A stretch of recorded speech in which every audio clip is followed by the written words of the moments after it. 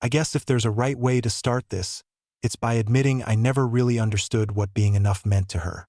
My name's Curtis. I'm not the guy you see in movies who storms out and never looks back. I'm the one who stays. I'm the one who keeps hoping that maybe tomorrow she'll smile the way she used to.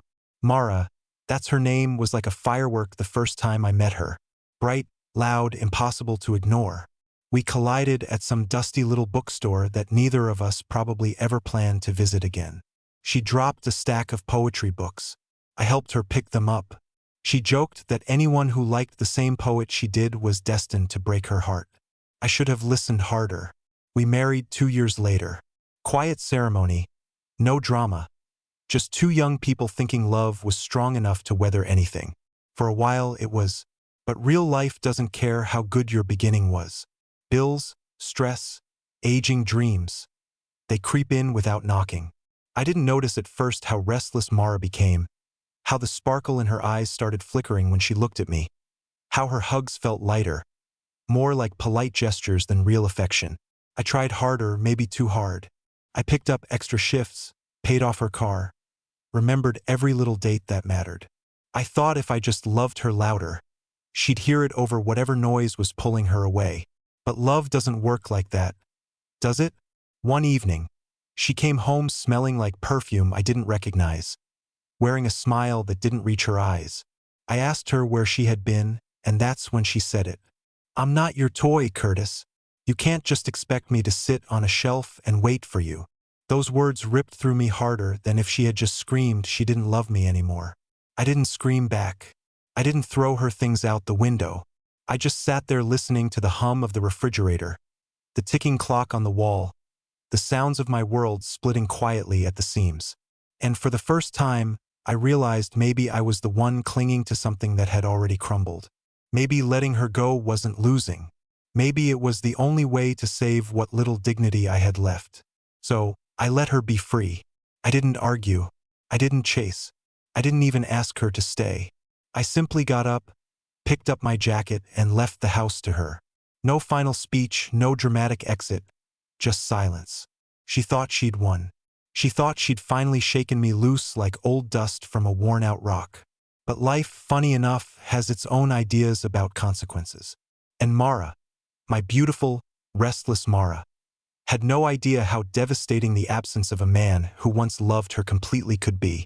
The beginning of her freedom was the beginning of everything unraveling. The first few days after I left were a blur. I stayed at an old motel on the edge of town, the kind of place where the walls are thin and the vending machine gives you stale candy bars if you're lucky. It wasn't glamorous, but it was silent. And for the first time in months, I didn't have to wonder if Mara was lying to me. Still, even though I had walked away, my mind stayed chained to her. I kept expecting my phone to buzz with a text. Something simple. Come home. I'm sorry. Anything. But there was nothing. Just empty screens and a heavier silence than I knew how to carry. On the fourth night, I gave in. I drove past the house, parking half a block away, like some kind of sad ghost haunting his own life. The lights were on. Her car was there. But as I sat there watching, another car pulled up. A sleek black sedan, way too fancy for anyone we knew. And then I saw him. Some guy, tall, cocky posture, laughing too loudly, walking up to the door like he belonged there. Mara opened it wearing the same robe she used to greet me in. She smiled wider for him than she had for me in months. He didn't even knock. He just walked in like he'd done it 100 times before. I sat there gripping the steering wheel so hard my knuckles turned white. Part of me wanted to storm up, kick the door down, demand to know how long it had been going on. But another part, the part that was finally, painfully honest, knew the answer didn't matter anymore. She had moved on without even hesitating. That night, I didn't sleep. I stared at the motel ceiling, listening to the buzz of the old neon sign outside my window, wondering how many lies I had swallowed just to keep believing we were still us. And somewhere between midnight and dawn, something inside me finally snapped. Not with anger, not with rage, but with something colder. I realized that if Mara thought my love was a leash, if she thought freedom meant trading loyalty for attention from strangers, then she could have it. She could have all the freedom she wanted. But what she wouldn't have was me waiting quietly on the sidelines anymore. No more sad late-night drives. No more hoping. No more wishing things could go back to how they were. I wasn't going to fight for someone who didn't even notice I was gone. I was going to disappear so completely from her world that even if she one day regretted it, there would be nothing left for her to find. And when Mara realized what true loneliness felt like, it would be a lesson she taught herself. The next morning, while the world outside the motel carried on like nothing had changed, I packed up my few things and made a decision. I wasn't just going to disappear from Mara's life. I was going to rebuild my own from scratch, without her fingerprints smudged all over it. First, I closed our joint accounts. Not out of spite, just survival. Everything I had contributed, every paycheck I had dutifully deposited while she chased excitement, I took what was mine and left her the rest. I wasn't interested in dragging this through lawyers or public battles. I wanted distance, not drama. I switched phones. New number, new carrier, new everything. I left my old phone powered off in the motel room drawer. Like shedding an old skin I didn't want to carry anymore. Every memory, every desperate call or text I hoped would come, all of it stayed locked away in that silent, dead device. I even changed cities, packed my beat-up Honda, and drove 3 hours north to a town no one we knew had reason to visit. I found a cheap apartment above a bakery that always smelled like burnt cinnamon rolls. It wasn't much, but it was mine. Starting over sounds romantic when you see it in movies, but in reality, it's cold, lonely, and brutally quiet.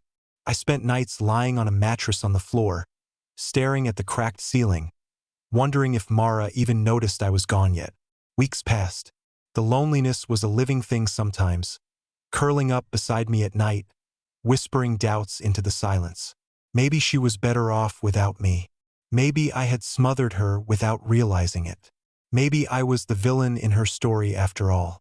And just when those thoughts started digging too deep, life decided to answer them for me. One evening, about a month after I left, I got a call from an unknown number. Against my better judgment, I answered. It was Mara. Her voice, usually sharp and fast, sounded hollow, scared. She stumbled over her words, asking where I was, why I wasn't home, why I hadn't responded to her messages. I almost laughed, not because it was funny, but because of how absurd it all sounded. After all her speeches about freedom, all her cold dismissals, all her late nights and secret smiles meant for someone else, now she noticed the silence I left behind. I didn't tell her where I was. I didn't offer comfort. I simply told her in the calmest voice I've ever used. You said you weren't mine to keep, Mara, so I let you go. The call ended with her whispering my name like she wasn't sure if she was awake or dreaming. For the first time in months, I slept through the night. But the story between me and Mara wasn't finished yet. Not even close. Because the true consequences of my absence, the one she had never anticipated, were only just beginning to unfold. A few days after that strange call, I started getting letters. Not texts, not emails, actual handwritten letters like something out of a different century. Each one came in the same pale blue envelope, written in Mara's rushed, familiar handwriting. At first, I didn't open them.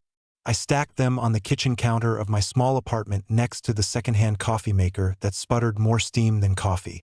They sat there like tiny blue ghosts, a reminder that the past wasn't quite finished with me yet. But curiosity, or maybe weakness, eventually got the better of me. The first letter was full of apologies.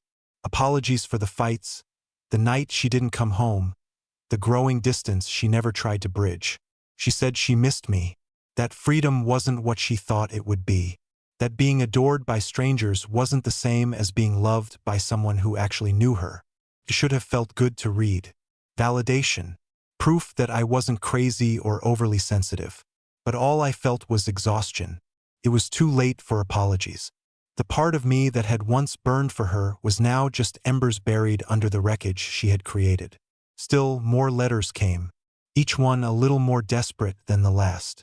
She confessed to things I hadn't even asked about. The nights out with the girls that were really nights with him. The lies she told just to see if I would catch her. The game she played because she wanted to feel powerful. One night, after getting home late from work, I found a thicker envelope waiting for me. Inside wasn't a letter. It was a photograph. A photo of Mara sitting alone on the front steps of our old house. Her hair was messy. She wasn't wearing makeup. Her eyes were red and puffy like she had been crying for hours.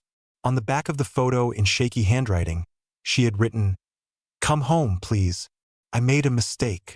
I sat at the kitchen table, the photo in one hand, a cold cup of coffee in the other, and felt absolutely nothing. No anger, no sadness, no longing, just a dull, heavy silence that told me whatever we had once been was truly gone. She wasn't reaching out because she loved me. She was reaching out because she realized too late that the world wasn't as eager to catch her as she thought. I thought that would be the end of it, that she'd eventually accept it and move on. But Mara was never good at letting go, especially when she realized something valuable had slipped through her fingers. I was about to find out just how far she was willing to go to drag me back into the life I had fought so hard to escape. And believe me, she went further than I ever imagined. It started with the small things, or at least small enough that I could pretend they didn't matter. The first time I came home from work and noticed a faint smell of her perfume in the hallway outside my apartment, I told myself it was a coincidence. Maybe someone else wore the same brand. But then it happened again, and not just the smells. Sometimes I'd find things slightly moved. My welcome mat a little off-center. A sticky note on the neighbor's door that hadn't been there in the morning.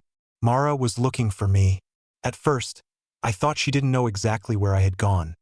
But that illusion shattered the evening I found her sitting on the hood of my car, arms crossed, looking both furious and broken at the same time.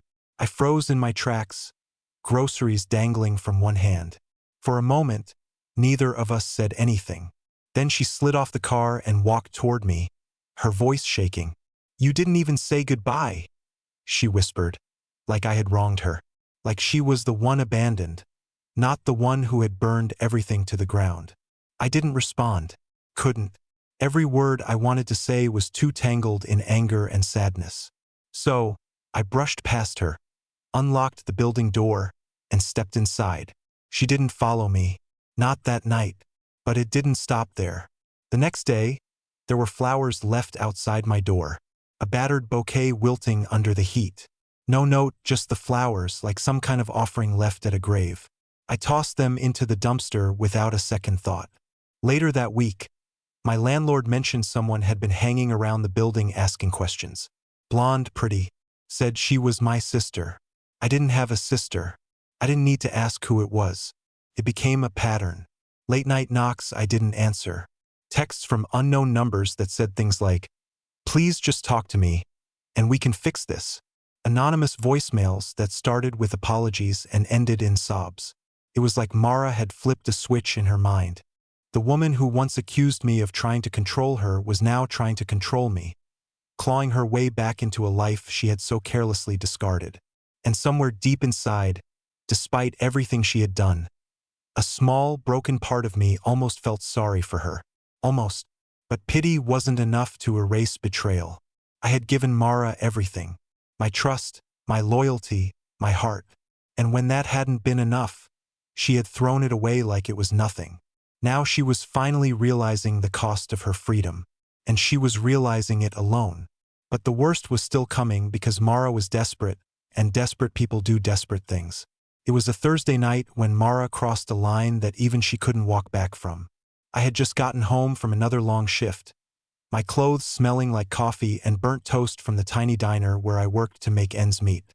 I kicked off my boots, let my body sink into the lumpy couch, and closed my eyes, grateful for a few hours of quiet. Then the pounding started. Not a knock, not a tap, pounding like fists hammering against the front door hard enough to rattle the hinges. My heart jumped into my throat. I stayed frozen for a second, hoping whoever it was would just give up and leave. But the pounding only grew louder, more frantic. I dragged myself up and peeked through the peephole. Of course, it was her. Mara stood there, hair wild, mascara smudged, looking less like the polished woman I married and more like a ghost that had clawed its way back from the edge of madness. Against every ounce of better judgment, I cracked the door open an inch. "You have to talk to me," she cried, her voice breaking. "Please, Curtis, I made a mistake. I didn't know what I was doing. I thought you didn't care anymore. I thought you'd stop loving me." There it was, the final twist of the knife.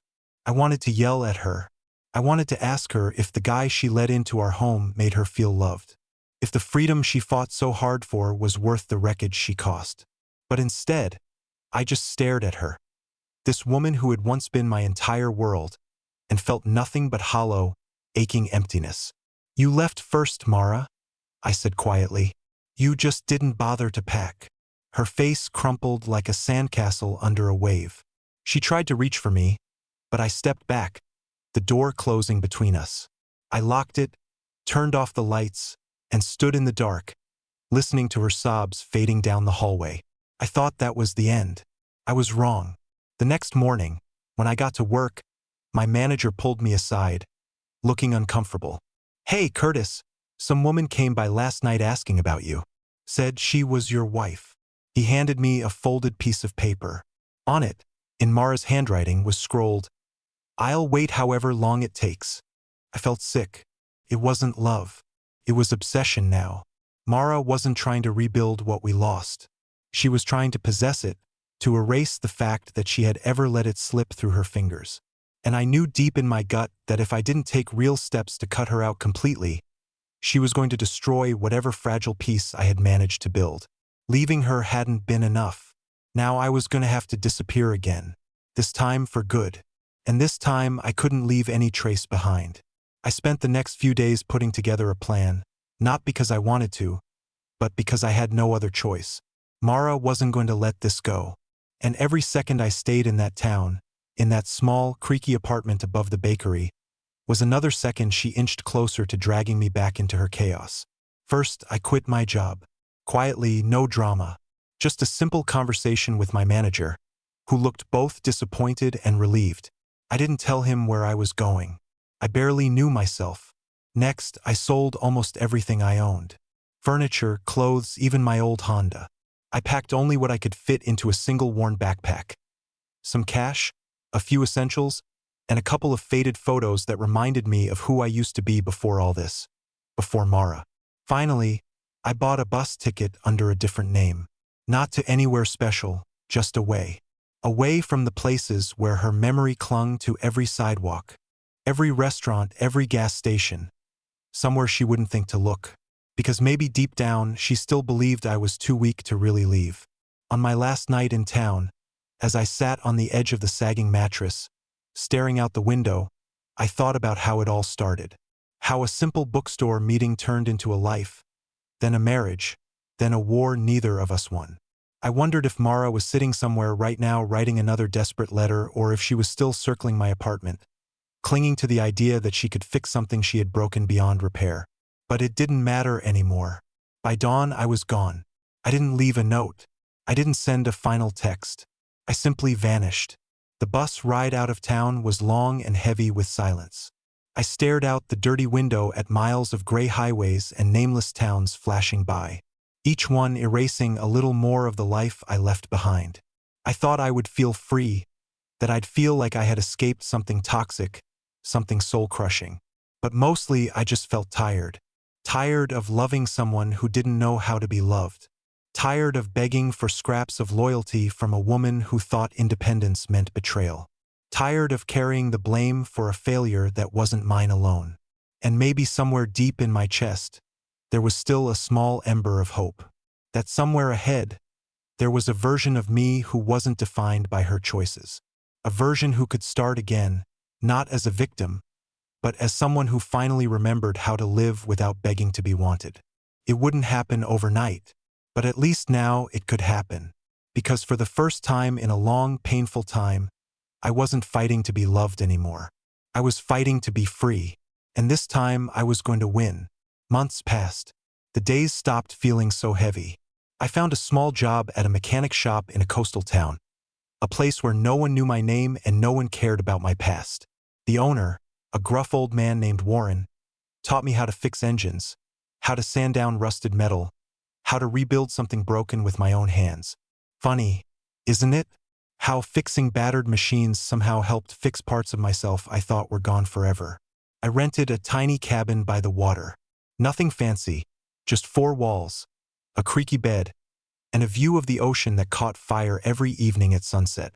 I spent hours just sitting on the porch, listening to the waves crash against the shore, feeling the pieces of who I was slowly stitching themselves back together.